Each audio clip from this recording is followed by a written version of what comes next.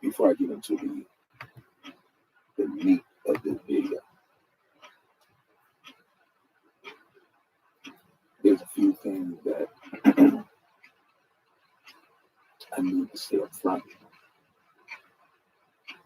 that will, of course, serve as the intro to this masterpiece.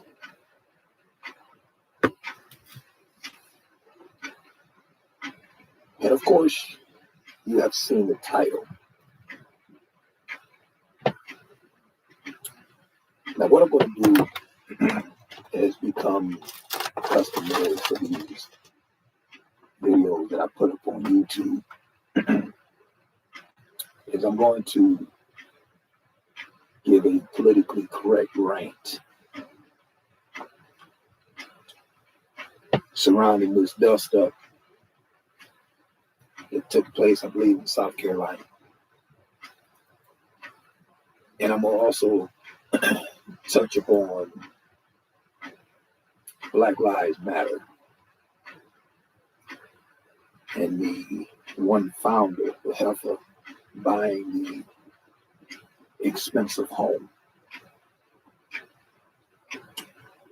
I'm going to give a politically correct rant on these two topics, but I'm going to go more in detail in the rabbit hole production, particularly dealing with this dust up between this black male and this white guy. And I'm going to explain to y'all why that is. When this incident first went viral, I'm looking at all the videos from the usual suspects here in y'all's Negro sector of YouTube. The Cynthia G's, the Negro Womanosphere, just to name a couple. And what I noticed about their videos is that they left out the crucial element in the entire viral video. And that was that the black guy is clearly, I don't want to say not all there, but for lack of a better term, let's just say he was, according to the sheriff's department, the reason why he was behaving the way he was due to some kind of a medical issue. Now, I'm being completely politically correct here. So we know that this guy is not on there. We know that he's on some form of psychiatric medication. We know this. This is the reason why he was approaching neighbors in that community. Clearly, he had not taken his meds. This is the reason why I reiterate, if you allow me to digress, I tell you black men and some of you black women, take your medication. Y'all need it. I've been very clear on this. You need that psychiatric medication because if you take it and it's the proper dosage, that medication will stop you from doing dumb shit.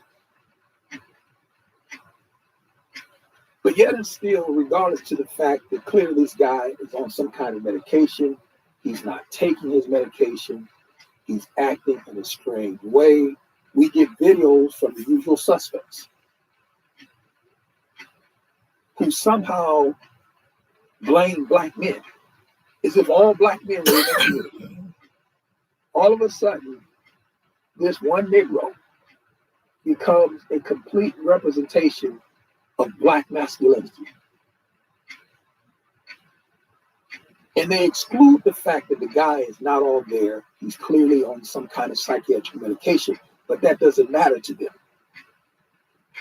They want to bash black men, so they use this as an opportunity. See, look at how weak black men are. Why in the Negro Woman Spheres video, she even made reference to the fact that the white dude, that's an example of manhood. And I'm listening to her video, and I'm thinking to myself, see, this is the reason why she's single. This is the reason why a lot of them are single, because if you're going to call this, what that white dude did, manhood, an example of a man, then we can logically conclude based upon your own statement, you don't know what a man is. Which is one of the major reasons why you don't have one. You don't know what it is. You don't know what black manhood is. You don't know what manhood is.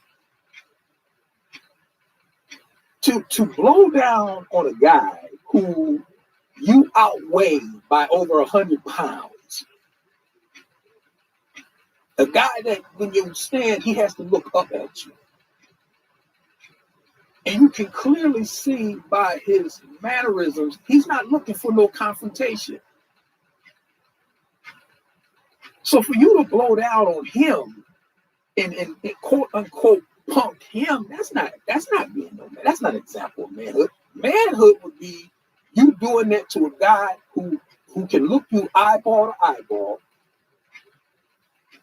a guy who is big as you are. If you do that to them, then I give you some props. But if you're doing that to somebody that you outweigh over 100 pounds, and you can clearly see this dude ain't interested in no kind of physical confrontation, but yet you insist, that's not that. But yet, according to the black female now, because again, we know that they don't know what manhood is. And so they classify this as being a man because they want to take an opportunity to bash black men, as if all black men would have stood there and allowed that white dude to walk up on him. I mean, come on now, stop. Stop. I mean, the first thing you're going to tell him is do not walk up on me. Don't walk up on me. You can say whatever you have to say, but say it over there. Now, if you insist on walking up on me when you get close enough, it is what it is. That's how we're going to go out. That's how the majority of black men will deal with that. You can say what you have to say, but say it from over there. You're not going to get up in my face. And you most certainly aren't going to get up in my face and push. You're not going to get close enough to push me. So the fact that we see that he allows this dude to get all up in his face and to push him, we know he ain't interested in no confrontation. Plus, the dude ain't taking his medication. But the weird thing that I'm going to address in the whole, I'm not going to get into it here. I'm going to deal with this in the whole, because this is really what lets you know that those videos are propaganda. They're pushing a narrative about black men, about black masculinity. And the reason why we know that it's propaganda is because they exclude the crucial point of the whole dust up. This dude is in need of, he needs to take his medication. He needs to take his meds. And this is what's really weird. What's really weird is you have a group of women who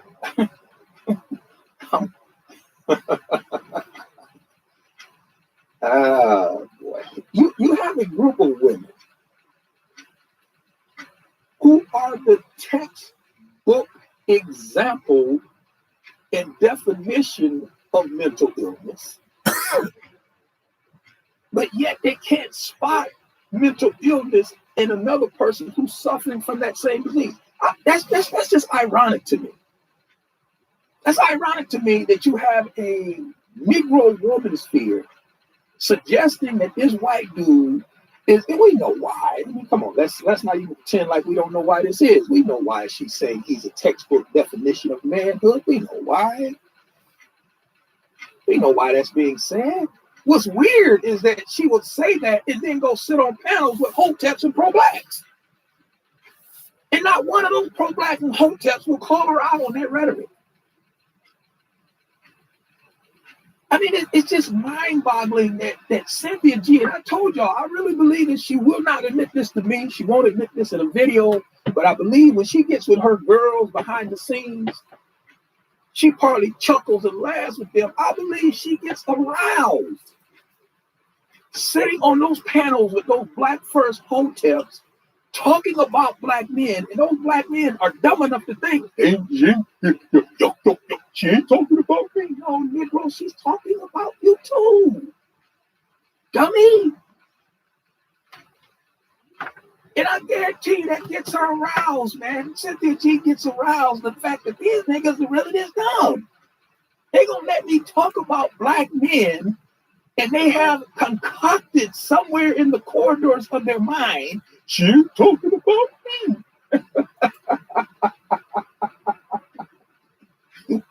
You niggas, man, you're just dumb. And then what they fail to address, and I told you I'm just ranting. I'm ranting in this video. I'm gonna deal with this part here in the whole. The crucial part that they don't want to address when it comes down to these black men that they complain about. This, I'm telling y'all, man, this is the nail in the coffin. If they answer this question, I will go away. They won't answer it. And if you wonder what that question is, you know what it is, second nature like breathing. You're going to have to send me an email. I'm going to have to send you the link. Because I'm going to address this and what they don't want to say about this dude in that viral video. What they don't want to say about him. I'm going to say it in the whole.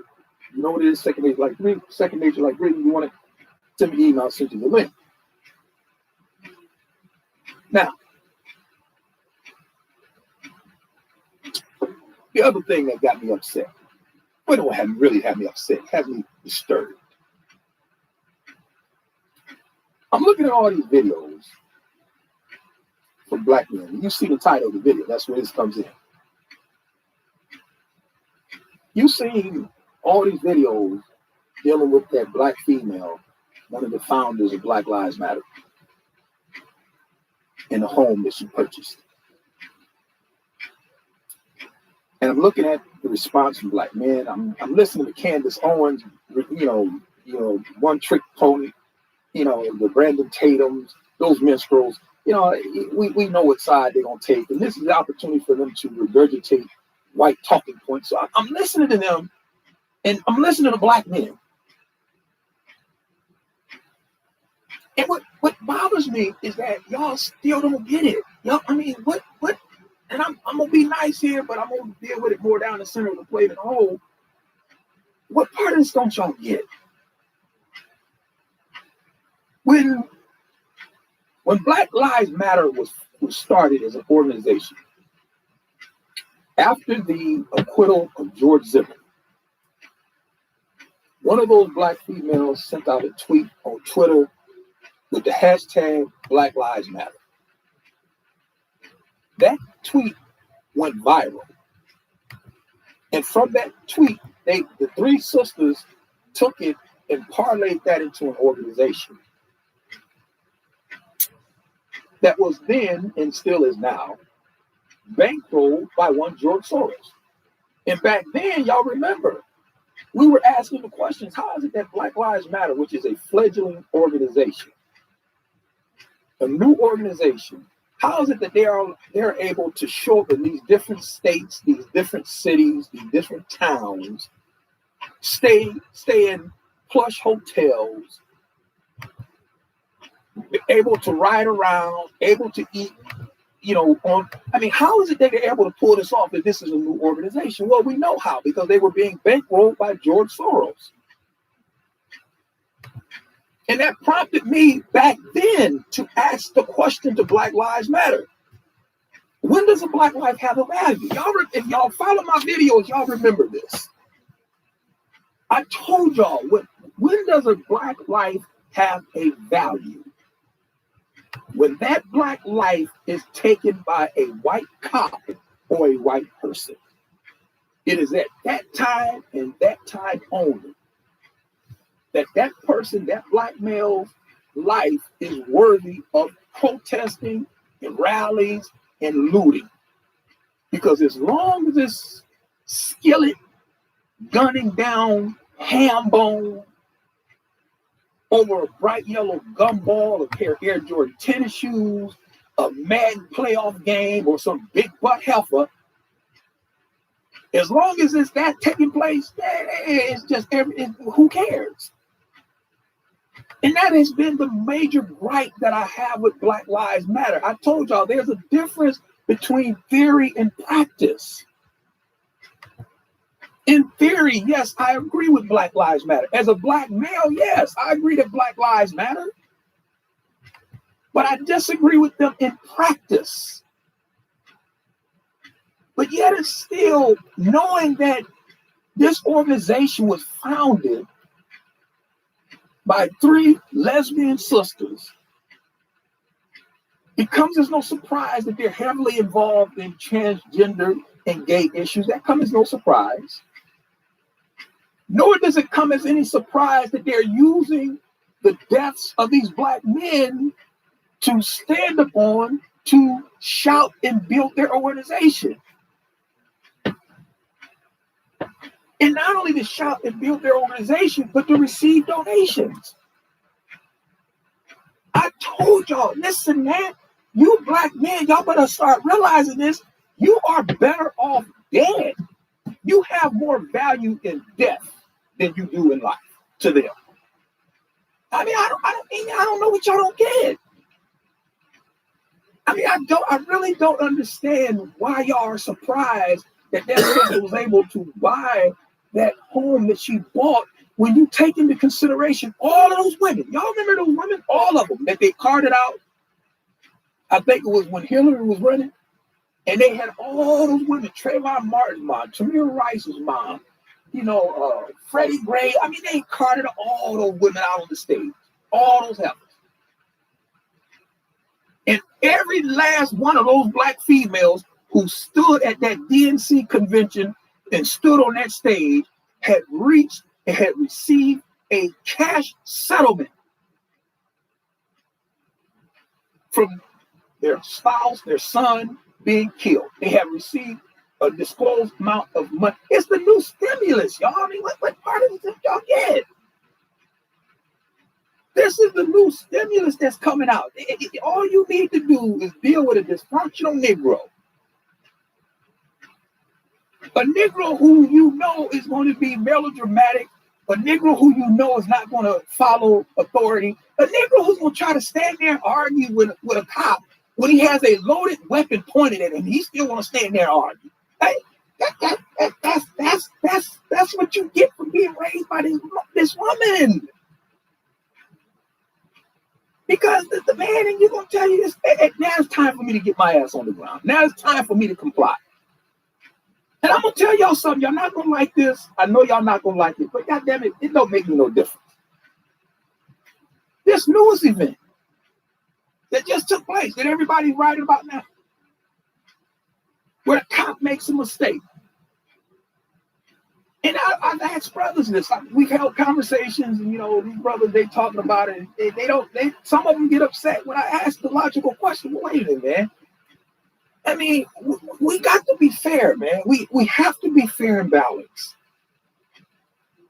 Yes, we can question. There's a cop. She's a veteran. She's not only a veteran, but she's a trainer. She made a mistake. How do you make that mistake? I don't know.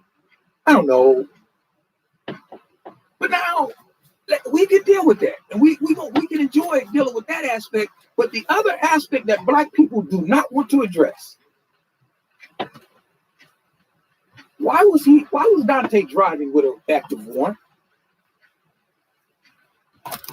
I mean, he knew he had a warrant. So, dude, guy, listen, man, you have an active warrant. So, for one, you shouldn't have been driving. That's number one. Why? Because I don't want to get stopped by the cops. Cops stop me and they run me. I got this warrant on me, so I'm not driving. I'll ride this bike. No, he's driving. He gets stopped. Now, they say an air freshener. We don't. If y'all buy that, I got a bridge in Brooklyn to say they ain't stopped that dude for no air freshener. They stopped him because they read his plates and they realized this dude got a warrant. We gotta have a reason for stopping him, so we don't complain about this air freshener. Oh, by the way, let's run you. See, which they already knew. So it's at that point you just say, look, y'all got me. I'm going, y'all got me. The catching comes, build a hanging. Y'all got me. Let me go and get this one taken care of. No, he wants to leave and go get back in his car. No, dude, you can't leave now, guy. Any sworn officer, once they run you and find out you have a warrant, is obligated to take you into custody, Negro. I mean, what part of this don't y'all get? But for some odd reason, y'all want to exclude that. Y'all don't want to deal with that. That's just swept under the rug.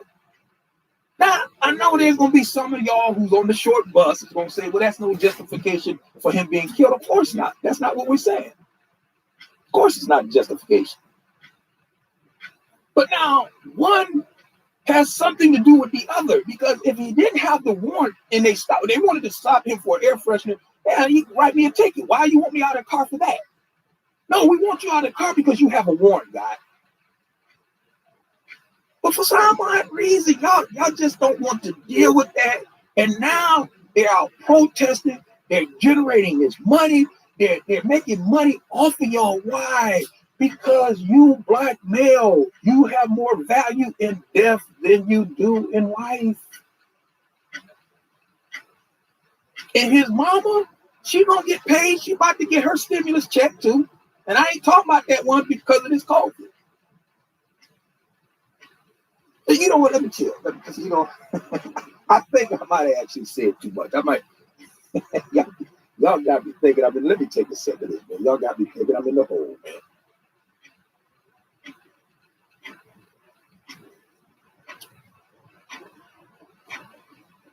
But I told y'all this. I don't understand why y'all surprised that people benefit off of your misery. I mean, listen, man, call the roll. I mean, y'all, if y'all want to get mad at this black woman for building or buying that home, have y'all seen T.D. Jakes' home? Have y'all seen, and y'all know I was coming here, have y'all seen Creflo Dollar, one of Creflo Dollar's houses? I mean, are y'all serious? Have you seen Jesse and Al, who are the masters at manipulating and getting rich off of y'all's misery? They've been doing it for years. This is nothing new. This is an old play, man. Look, man, what that woman did by buying that house off of the backs of these fallen black men. Y'all remember what did the guy in New York selling loose cigarettes? I can't breathe. What is his name? Y'all know what I'm talking about. His name escapes me at the moment. His wife, after his death, she went on the morning political talk shows. Some of y'all may remember this. I done a video on it. And his wife sat on those Sunday morning political talk shows, and she called that dude a bum. She said my husband was lazy. She basically said he was a dusty. She didn't call it that because that term wasn't popularized back then, but she did call him lazy. She did say he didn't want to work. And then after she left those political talk shows bashing that dude, she went out and accepted that cash settlement, that stimulus, quote unquote. Trayvon Martin's mom did it. Michael Brown's mom did it. This health here did it. Dante Wright's mom is gonna get a check. See, nigga, you have more value in death than you do in life to them. Hey, this should come no surprise to y'all, man. I've been telling y'all this. When does a black life have a value? When that black life is taken, now it has to be taken by a white cop or a white person. That is the criteria. That is the criteria. You have to. It's a prerequisite. It's a prerequisite. I mean, listen. You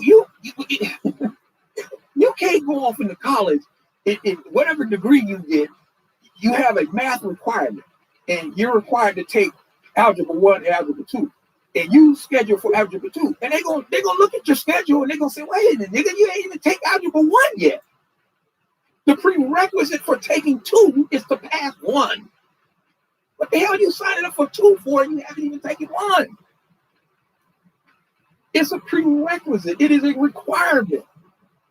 Likewise, it is a requirement for your life as a black male in America to have value, is to have that life taken by a white cop or a white person. Other than that, you just another nigga dead. You know what? Let me stop. Let me stop. That's too much. You know what? I'm gonna wrap it up, y'all. Hey, look. let me go and wrap this video up. I'm gonna deal with it in the whole. I'm gonna deal with the South Carolina piece, which y'all don't want to discuss, about the brother who needed his medication. I'm gonna deal with that, and I'm gonna go straight down the center of the plate with this heifer who brought the house Black Lives Matter, and I'm gonna deal more detail than I did here, because I can't give y'all too much here, because they're gonna just shadow ban the video. They're gonna slow down the view. They're gonna turn back. You know what they do on YouTube. It is what it is. So, you know, you want those unedited, unscripted versions. You know what it is. Second nature like breathing. Get me an email. I'll get you the link.